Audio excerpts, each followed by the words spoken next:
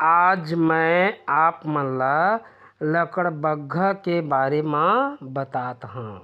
लकड़बग्घा ह दिखे म न कुकुर कस दिखथे, लेकिन ए ह कुकुर ले थोड़ा के बड़े होथे। लकड़बग्घा ह मांसाहारी प्राणी ए अउ लकड़बग्घा के औसत उम्र होथे 12 साल। वैसे तो ये भी कहे जाथे कि ए हर 25 साल तक के जीथे।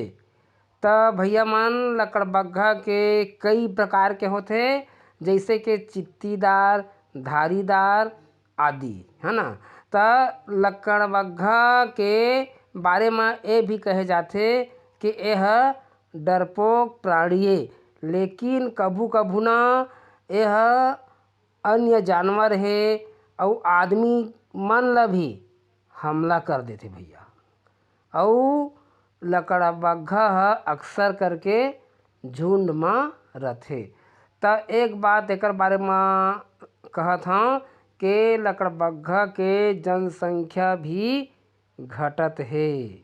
आज आदमी के मारे ना भैया कोई चीज़ नहीं बाँच गई, कोई जीव नहीं बाँचत हैगा।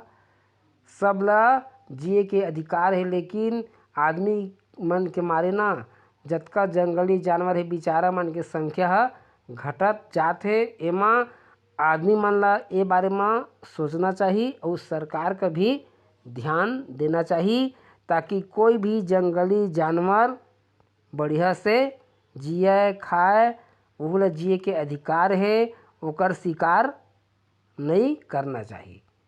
बस अब मैं अपन बात कही में ले ख़त्म करत हूँ। जय जोहार, जय छत्तीसगढ़।